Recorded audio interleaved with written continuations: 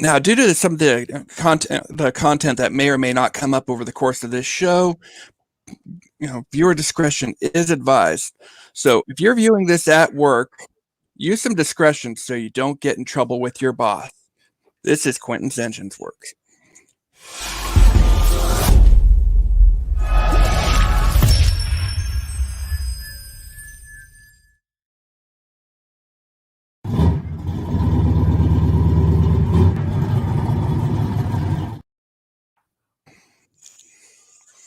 Hello and welcome to another episode of Quentin's Enginewerks. I'm Q. I'm going to be your host, broadcasting live from Nerdvana.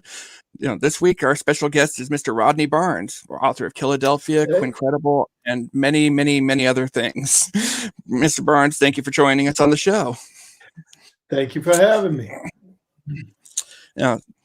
Warm-up question I like to ask everybody is, our Mount Rushmores. You can tell I'm a kid from the 80s because, my Mount Rushmores, G.I. Joe, He-Man, Star Wars, and Transformers. How about you? What's on your Mount Rushmore? Oh, man. Ric Flair, Muhammad Ali, Nice. Dr. J, Evel Knievel. I'm going to go with those four. That's an awesome selection. I remember Ric Flair from when he won the Royal Rumble back in the 90s, and went after being the second or third guy that came out. That was cool. I didn't even like the guy. He made it the whole match. That was when he went to the WWF. Mm-hmm. What if memory serves me? He was one of the first big names to cross over that didn't have a character name change doing it, and because I think Sid Vicious went across to he was Sid Vicious on WCW, and then became Sid Justice when he was over in the when he made it to WWF.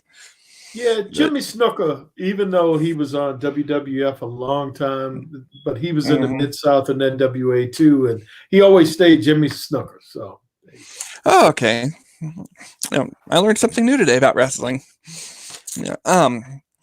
Before we get into some of your current projects, I'd like to talk a little bit about some of the earlier work you've been involved in. And when I pulled up your IMDb or IDMB, I always get those mixed up. On some of the projects you've been involved in, I gotta say, I can measure a first down with everything that you're involved in over the years. That's a rather impressive list. Some of the number of people that at the time were Hollywood's A-list. Denzel Washington, Julia Roberts, Charlie Sheen, Harrison Ford. How did you manage to get to be where you got all this top-notch talent every time?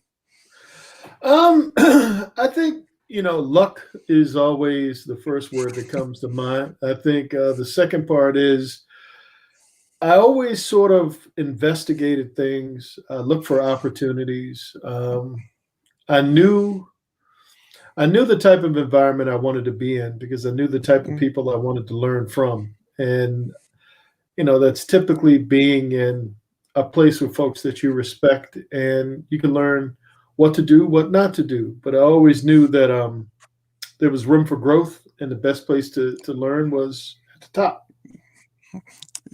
It's a good place to learn from. Because with some, one of the projects that really caught my eye was Major League 2. Because back back in the day when that was coming out, I was convinced that, hey, I'm going to be playing for a major league club somewhere along the way, and realized, had to try out with the Royals organization once upon a time, and realized I was just a really big fish in a really small pond.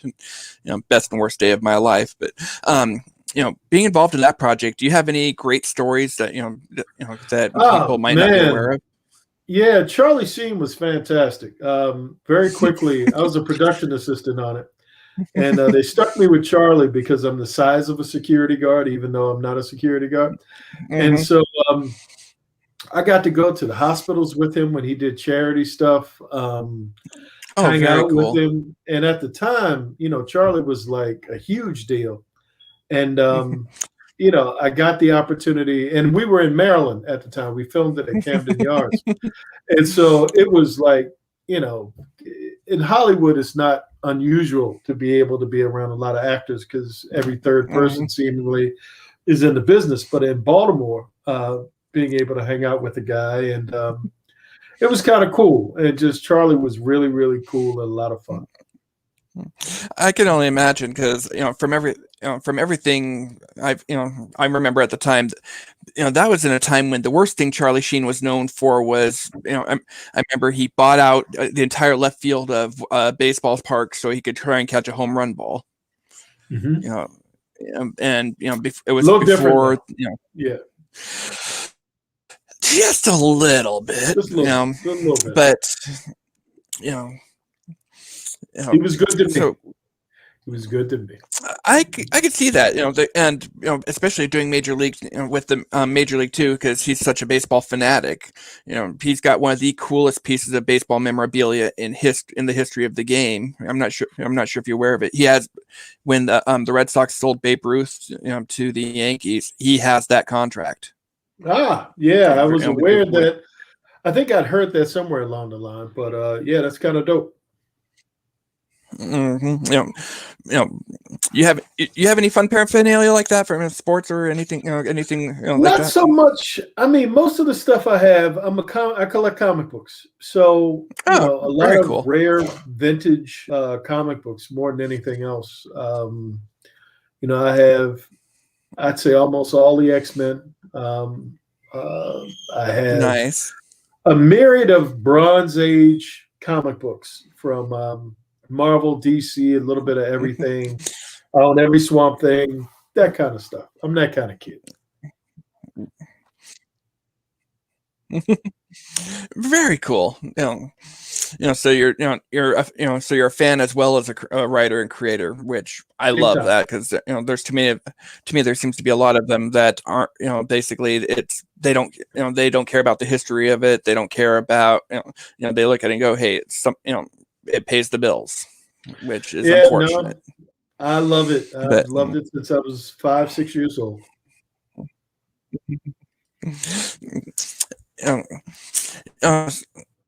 So moving over to seeing how we're already on comics a bit anyway, with Killadelphia, where'd you originally get the idea for this story? I've had the idea floating around my head for I'd say a good 20-30 years, as far as wanting to do an urban vampire story. That's always been there. I think the specificity of John Adams and some of the other elements are more recent. I saw the play Hamilton a lot. And every time they laughed at John Adams, I was like, there's something in that. I wonder if John Adams was sitting in the audience, how he would feel about that. And that sort of piqued my interest to say, hey, this could be a component of something that people don't expect, don't see coming. And if I can execute it properly, could be entertaining. So there you go.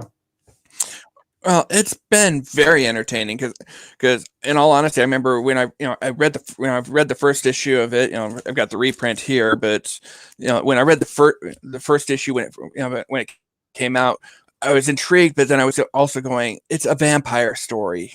And so I even put in that review on the first one. Okay, it's going to have a very short leash with me because there are so many vampire stories, and I want to see if this one actually can make itself different. And it's and Killadelphia has gone from being at that point of the spectrum to it's on my pull list, and it's one of the books I'm looking forward to the most every month when it comes out. Thank you. I'm honored. I've tried really hard.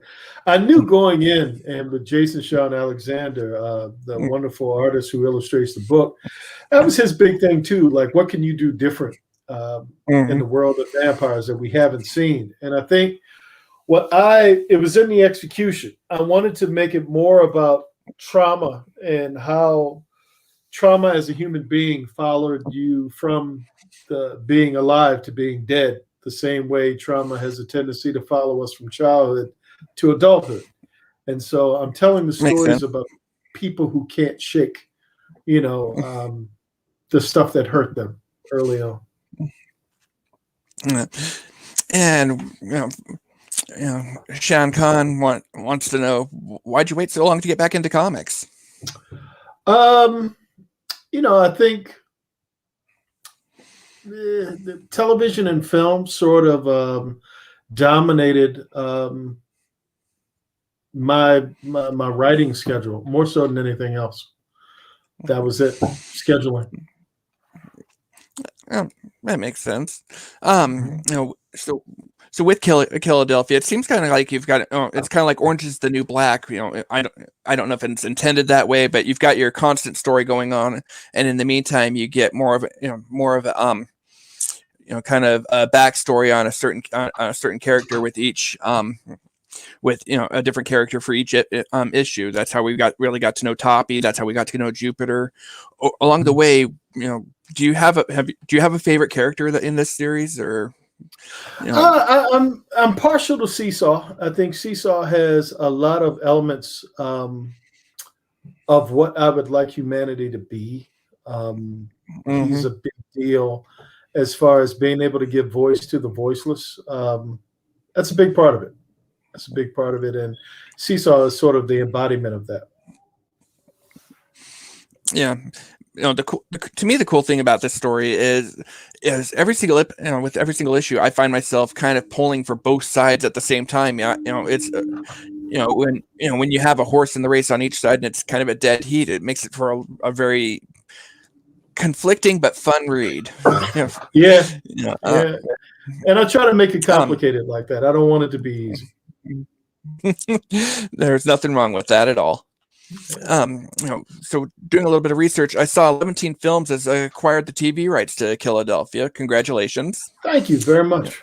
Out of curiosity, because with The Hobbit, we saw them take one book and turn that into 3 movies and take a lot of liberties.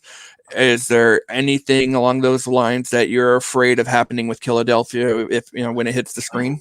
No, I mean, we're still in the development stage. I've written a script. It's been approved, and so we're going through that process right now. You never know when you get to the end, where you're going to end up. But it's been I'm optimistic it's going to end up in a good place. Okay, so you get to actually be hands-on with it, so it's not being not going out into production land where where basically they tell you, yeah, you wrote the comic, but at this point it's ours and we're going to do what we want. Then exactly, yes. Oh, okay. Because that took away one of the other questions I had, because I was going to ask if there was one thing about the book that you hope translates from the book to the screen and doesn't get messed with, what would it be? But at that point, I don't think we have to worry about that as much. Let's hope not. Let's hope not. Yeah. I wanted to ask with, you mentioned Jason Sean Alexander. Did you specifically pick him as your artist, or was that kind of an Image said, hey, this is who you're going to get, or kind of a mutual? Jason and I have been friends for a while. I interviewed him for an art book that he was doing many years ago. And we just kept going to dinner together, and we just kept talking. And eventually he never liked my ideas. I never liked his ideas. And finally I pitched him Killadelphia, and he dug it. And he said, I think this is one that we could take to Image and kind of team up on. And he was doing Spawn at the time. And so he had an inside into Image, and that sort of opened the door up for us to be able to do this. Oh, very cool. Yeah, because I remember, it was one of the things that, the artwork I was kind of going, the artwork took me a little while to get used to, but now I can't imagine anybody else doing the artwork. Yeah, he's great with emotion, that Jason. He's great with being able to direct a story. Yeah. Yeah, with speaking of Spawn and Todd McFarlane, he did your cover for number 12, which I absolutely loved. In fact, when I was writing about it, I made the comment in the review that when you have the Todd father doing your covers for you, you've struck gold. Yeah, and we're very honored. I love Todd's work for the year Spider-Man, the Spawn, everything. Yeah, which kind of shifting gears a little bit, speaking of Mr. McFarlane, he went to college about 35 minutes from where I'm sitting right now, and basically, out there, We're in Spokane, Washington. He went to Eastern Washington University, where basically you're landlocked. 150 miles in any direction is either desert, forest, or wheat fields. And with all of that around, there's basically not much going on. There's not a whole lot in the way of big cities or anything like that anywhere. So lots of room for creativity. Yes. And with him coming from there to be able to do that, to me that means anybody can do it from anywhere. What would be your advice to anybody who's trying to get into the business and into the game in the first place? I would say, the first thing you have to do is hone your skills so that when the opportunity does come, you're able to take advantage of it. I think that's the first thing.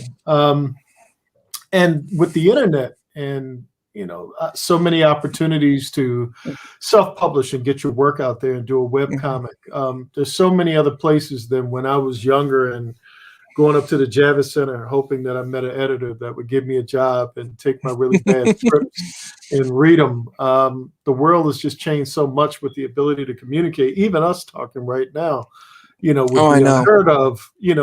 I remember when I was collecting comic books as a kid, there was nobody really to talk to except the kids in your neighborhood. And now Twitter has made it like we're all kind of kids, good kids and bad kids that are able to get together and, be adults in this thing. So for anybody that wants to do it, I'd say just keep making things and keep putting them out there, and eventually something good should happen. Yeah, and my buddy Brian, he's got a book that he's working on for a company called Wingless Comics. He wants to know, how do you find and maintain your audience outside the craft of your writing? Outside of television and film or comics? Let's go with all of the above, because I'm not quite sure which one Brian meant. Okay, I think for comics it's just more of continuously making them, getting better at it, being able to take criticism, being able to, just evolve and get better at it. I think with TV, that's so much of that is out of my hands. I try to be a part of, if I can't create cool stuff, I like to be a part of cool stuff. So I've been fortunate so far that a lot of the things that I've been a part of, people seem to like. And it sort of keeps you relevant, sort of keeps you in the public eye. That makes sense. Another question from Sean Kahn. What do you see? What do you see yourself doing with comics or writing in the future over the next 5 years or so? Hopefully, continuously getting better. I think that as long as I'm able to stay in a business and people like the books and people like the things that I'm doing, hopefully people will keep buying, keep reading, and they'll dig it. Yeah. Speaking of buying and reading, with Killadelphia, is this going to be an ongoing series, or is there an end somewhere in sight?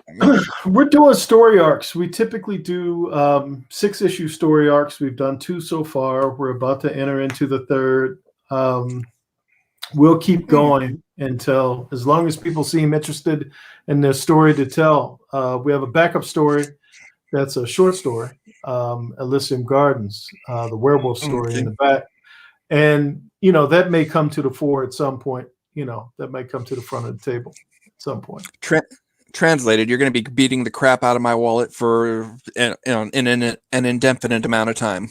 I hope you're thoroughly entertained. Let's hope that. Oh, I'm loving it. My wallet, not so much. But hey, that's just because I have, with being a comic book reviewer, and I buy the books that way I can have an opinion as a paying customer, rather than somebody, when you get comps, it changes your take on it, because there's some stuff where I paid $6 for that, and it was that bad.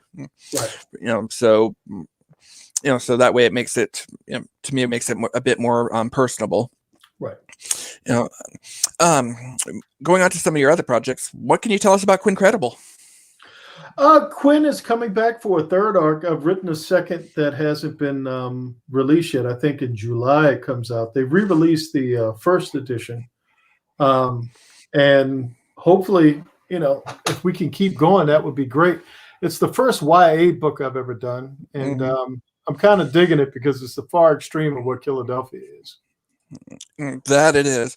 I'm about halfway through that one so far. Brittany Barnes, is that is there a Brittany? Is that a reference to somebody in your family, or Yeah, just that's my daughter. That's my daughter, Brittany, and very cool. so, yeah, so she's sort of, it's a way of kind of encouraging writing and reading. Hopefully, if you see your name in it, you'll read it.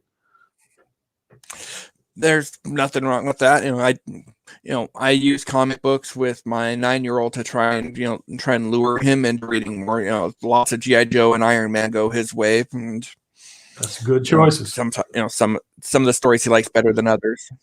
Well, I grew up with G.I. Joe, and Iron Man was his first Marvel movie, so neither were planned that way for his go-to titles, but that's what he likes. So, right. If I have to use comic books to get my kid to read, I am all for it. Whatever it takes. So now with Quincredible, I bought the digital copy through Comixology. Are hard copies available for anybody who doesn't like the digital feel? Yeah. Okay. Here's one right here. They just re-released it, so you can get it on Amazon, I believe. Okay, cool. That's definitely good to know, because my buddy Jim is he's always going no, it has to be, I have to have the physical hard copy, whereas I look at it, I like the physical, and I love the look and feel of it, but for portability, I love the fact that on my phone, if I'm sitting if I'm waiting for on a break, then I can read a comic book real quick and before I have to get back to work. Mm-hmm. Yeah, and Brett, one of the other people from Indie Comics Dispatch, wants to know if you could write for any comic, past or present, what's your dream project? Swamp Thing. I love Swamp Thing. I think Swamp Thing is my favorite character. Whether it was the Bernie Wrightson, Lin Wen run, or the Alan Moore, John Tuttlebin, Stephen Bissett run. I like what Ran V is doing now, but that's my favorite character. We all have our favorites. There's, I don't pass judgment on anybody's choice for a favorite character, because I'm sure some people look at some of my favorites and go, "Really?" Yeah. So and Alan said, yes, he loves the Alan Moore run too. Have you met Mr. Moore? Or? Never met Alan Moore. I have one signed book by Alan Moore. That's the closest I've gotten to meeting him. From what I heard, he used to be really, he used to be pretty cool, and then sometime in the last 5 to 10 years, he's become a little bit fan unfriendly. Yeah, so I appreciate what he's contributed to the medium. So, without him, some of the go-to books of all time are gone. Exactly. We don't. Without him, anytime I have somebody that's new to comics, I throw Watchmen at them. Hell, I threw the first issue of Watchmen at my grandma to see if she'd like that. I also threw the first issue of Killadelphia at her. There you go. But with Alan Moore, you have Watchmen, you have V for Vendetta, so the classics. Mm-hmm. So I was wondering if somewhere along the way, if you had actually met him at a con or something. No, unfortunately, him being over in England probably prevented a lot of fan interaction during a period of time when he was in the heyday, and I doubt that I would have been able to connect with him. So at this point in the game, do you were you big on going to the cons before all things COVID happened, or? Yeah, I mean, most of them that were around. Every once in a while, I do a bunch of East Coast ones, but mostly the ones that were nearby. Any of the ones on the West Coast that were within about 100 miles, I would do. But it's ironic I'm doing a lot more of them because of Zoom. We can have these conversations because I did WonderCon last week, I believe. Nice. Yeah. Yeah. If you're going to Rose City, let me know because hey, I've got my tickets and I'd like to actually meet you in person and shake your hand somewhere Will along the do. way. Will do. Uh, Happy to. Brett also wanted to know: are there going to be spinoffs to Killadelphia? Yeah. There's one right here. Nita Hall's Nightmare blog. Jason and I are teaming up to do another book. The thing with images, you need to have 3 in the can before you solicit. So I'm working on the 3rd script right now. Oh dear God! Be still, my beating wallet. I can't wait. Hopefully you like it. Hopefully you like it. And Sean wants to know, with Killadelphia, what do you want the reader to take away from this book? I hope the reader takes away that trauma plays a role in a lot of folks' lives, and overcoming it, I think, is the key to well-being.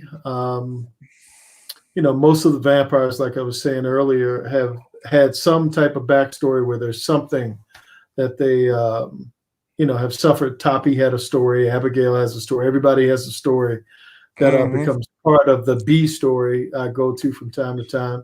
And that's sort of a metaphor for folks in general, for people in general.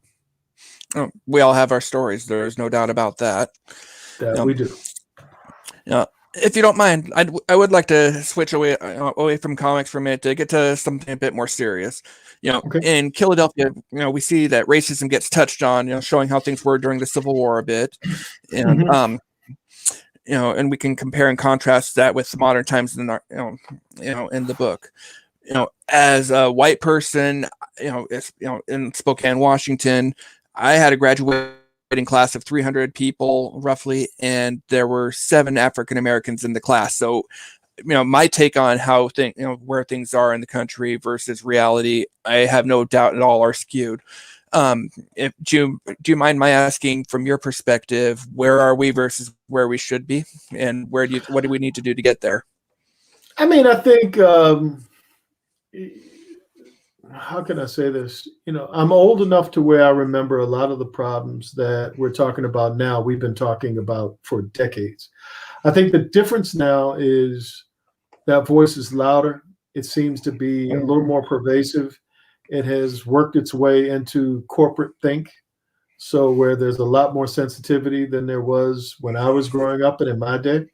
And I think we have the opportunity, if the society is willing to listen, to break some barriers that haven't been broken.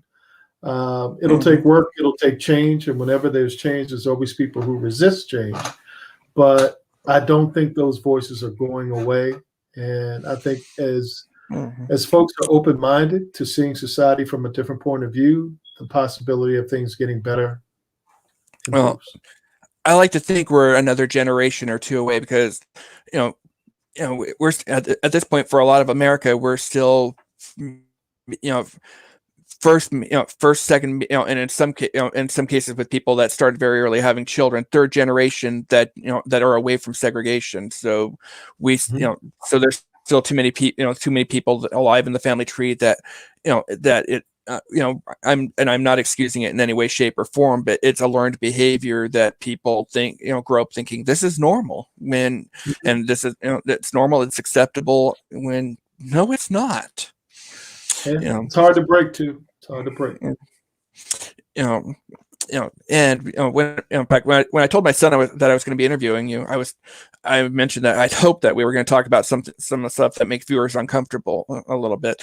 And then while I was doing more of my research, I realized you have a show coming up called Making White People the things that make white people uncomfortable. Yes, it's an anthology series. It's more about talking about subject matter and topics that typically you don't see on conventional television. That's really what it is, more than anything else. Do you mind sharing with the rest of the class what some of these topics are going to be, or do you want, or are there spoilers? Yeah, I mean, I think it's more of, each season looking at different modes of thought. Like season 1, looking at liberal thought, white liberal thinking, and how the aspects and elements of it that are healthy and some that need some tweaking. And then you get into conservative thought. and how how it's been tinkered with and tampered with over the course of time. I remember a Republican Party that focused mostly on, states' rights and, certain specificity as it became the taxes. And then it evolved into, conservative social thought. And, the bridge from that to that, I remember. So being able to touch on those types of things in a narrative is challenging, but hopefully it'll be entertaining as well. Yeah, and Brett beat me to the punch because he's wanting to know where can we watch this. Max. HBO Max is where that one's set up at. Awesome. Good to know. I'm already a subscriber there, so I'll just be keeping that going for a little while longer. It looks like. Yes. On HBO Max, if you had the opportunity to watch, God, it's right on the tip of my tongue now. Lovecraft County, or I don't remember if it's county or country, but the Lovecraft show. Country. Yeah. I'm a big fan of it. I mean, I think Lovecraft has been able to weave in elements of fantasy, science fiction, and horror into the subject of the antebellum South, well, the 50s, the 1950s, but various periods of history as it applies to race in America. So it's kind of dope. It's a dope idea. It's a dope show. Oh, it's an incredible show.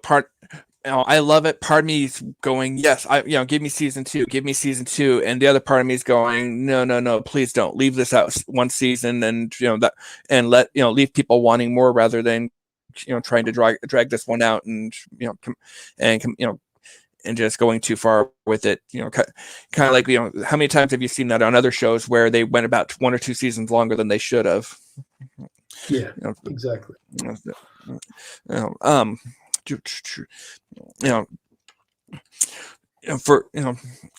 all things COVID, kind of a rough year for everybody. No way around it. For me personally, I had two cons canceled. I was supposed to take the family to Disneyland, and that kind of went by the wayside. Lost, my dad, lost a long-term battle with a heart condition. But thank you. On the upside though, I managed to make connections and start getting, moving closer to doing what I actually want to do for a living. Case in point, I am talking to you now. So like for me, that's my personal takeaway on it. For you, what were some of your good takeaways from 2020? Opportunity to reset. I think being able to be stationary and appreciate, the opportunity to be creative for a living and get close to the family.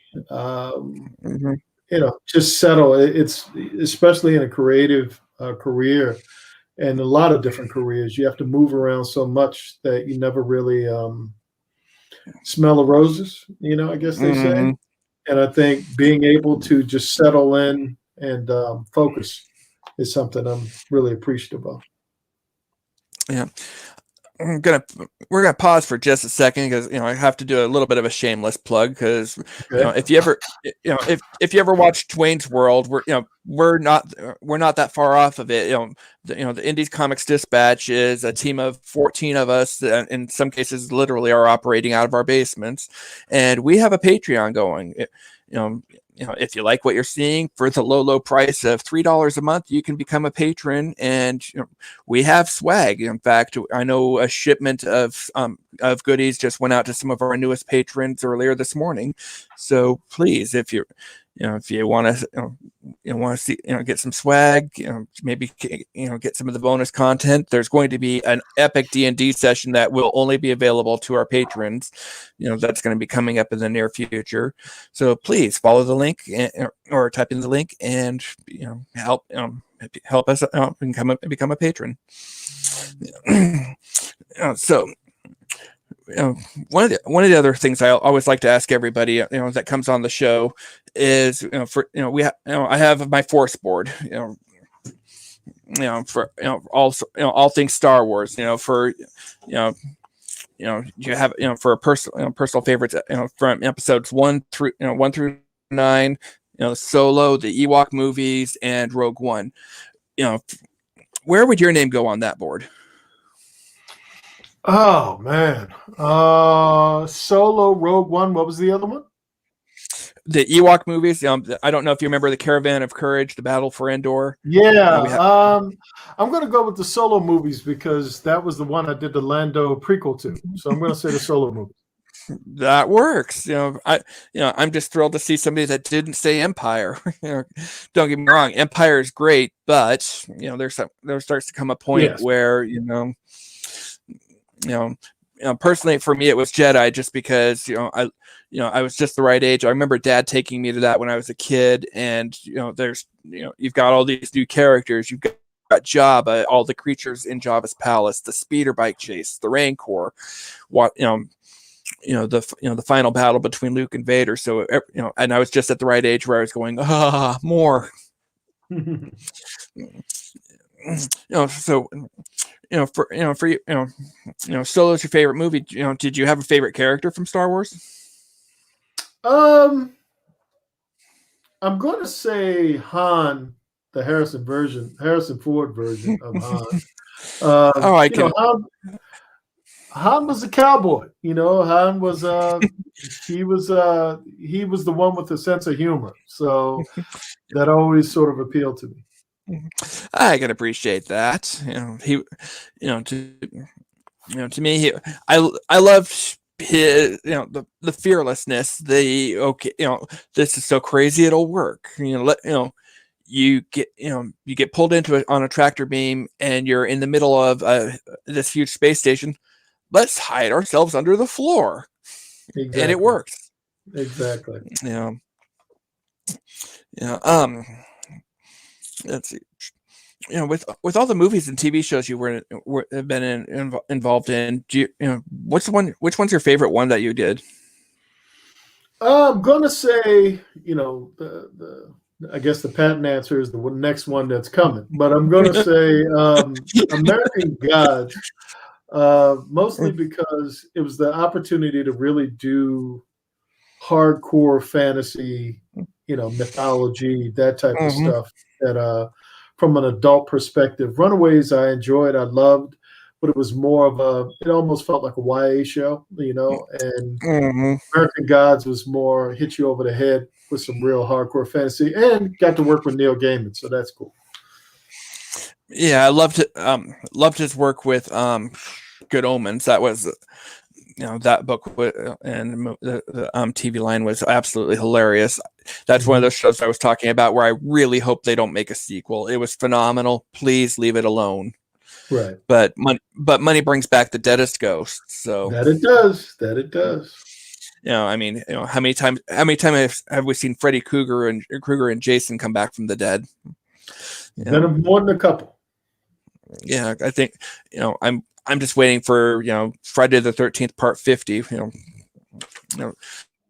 I'm sure that'll be sometime in our lifetimes. If we live long enough, yes. I hope to live long enough. That's kind of a fun, kind of a goal. When you were in the Green Mile, with Michael Duncan Clark, you were a stand-in. Is that kind of another way of saying stunt double? No, basically when you set up a shot in a movie, they use a guy, your stand-in, to sort of block the shot, to get the camera position and all of that stuff ready, so that when they bring in the real actor, everything's ready to just go. So I was there. Oh, okay. No stunts for me. Oh, okay. Yeah, because I was trying to figure out, okay, what exactly does a stand-in do? Is it because that when I realized that that you're basically to some degree a body double of him, that's when I realized how big you were as far from a physical size one. Yes. I miss Michael though. He was a great guy. Yeah, I just remember going, holy cow! I never met him or saw him live, but a whole lot of I can, just from the stuff I've seen him in, knowing how big some of these other people that are, and the way he just towers over them. Yes. you know, what are some of, who are some of the other fun, really fun people that you've gotten to work with? Because you told me, you mentioned Charlie Sheen was really cool. I mean, I think everybody, Chris Rock on Everybody Hates Chris was great. It's been a bunch of folks. It's far too many to name. I mean, I can even our respect that. Wu-Tang, working with the Wu-Tang Clan. Just there's everywhere you go, there's sort of there's really cool folks. And I mean, even folks whose names who aren't famous or have celebrity attached to them. Oftentimes working in a creative environment yields meeting some really cool people who are like-minded. The same way with like comic books. We like similar things so that there's an interest there. So lots of folks. Nice. So when Chris Rock was hosting the Oscars and you wrote for him, how much of that was you writing? How much of that was him collaborating, saying, I want to say this, and you were just writing that down? It was a whole team of it. It was about 20 writers. So I would say, a small percentage was me, and a huge percentage was him. So I think I wanted getting a check, but it was mostly him. I can respect that. He's one of the ones I would love to ask a few questions somewhere along the way. Because all of his time with Dogma and all the when that was being filmed, you've got him, Alanis Morissette, Kevin Smith, Matt Damon, Ben Affleck, George Carlin, all in the same room, waiting to start shooting. Kevin Smith one time was talking about it and saying, yeah, a bomb goes off in there and there goes the 90s. But and just I'd love to hear more, some of the stories from behind the scenes in that movie. I'm sure he's got them. Yeah. Oh,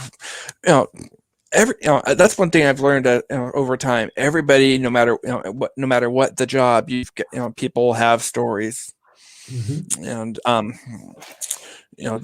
of them have been really fun and entertaining. Working as an airport security guard, the number of times that I actually have to have the conversation going, yes, water is a liquid. It's been almost 14 years and people still have trouble understanding that. Yeah. But I've also gotten to meet some cool people along the way, that otherwise there's no way. Joan Rivers before she passed, I met her. I met George Clinton. That was really cool. I'm sure. When I was on a temporary duty in Los Angeles, I met Paris Hilton. Then the TV shows and all that she's been in, they don't do her justice. They make her look so much nicer. I was actually, she was a bit of a disappointment, but oh well, unfortunately we can't win them all. Nope, sorry, Paris. Yeah. So with your book, you've got Sean Alexander that does all your work. Are there any other artists out there that if for whatever reason Jason decides he needs a break, or is there anybody else that you'd really like to work with on your list out there? I mean, a bunch of them. There's a guy, Patrick Reynolds, who I'm working with right now. David Mack, who's doing our covers. Man, there's so many creative folks. I mean, you go with your guys like Jim Lee and the legendary folks. You always look to see. You always hope the legendary folks are able to interpret your work. You're curious as to how they would interpret your work. So, could you imagine doing a Batman book with Jim Lee? That'd be fantastic. Yeah, that fantastic doesn't begin to describe it. That just got me going. Okay, if Jim Lee were to be, I can only imagine how incredibly detailed everything would be. That because that seems to be one of his big things is just the amount of attention to detail on little things. Yeah, and I absolutely love that. But let's see, there was one other. One other question I was going to ask you that I didn't, and it just popped in my head today while I was doing, while I was working around the house, and now I can't remember it for the life of me. Feel free to hit me later. Let me know what it is. Oh, absolutely.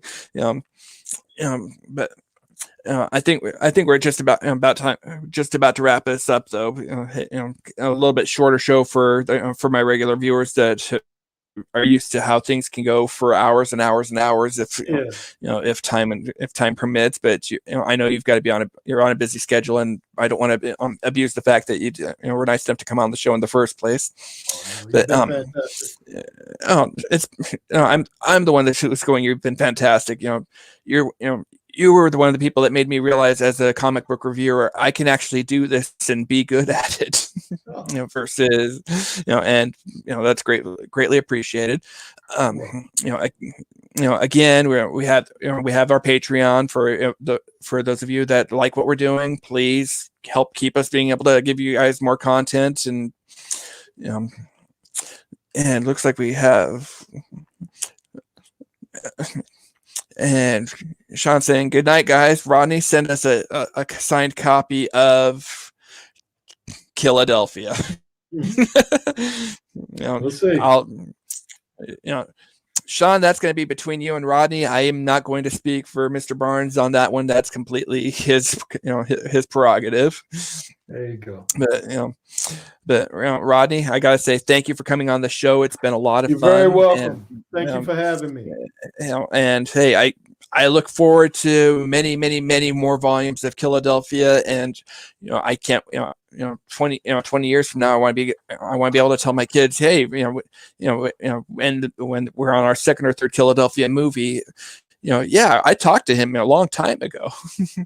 But we'll talk again, I'm sure. I look forward to it. You have a wonderful evening and stay safe out there, sir. Thank you for coming brother. on. You take it easy. You're welcome. Bye-bye. Bye.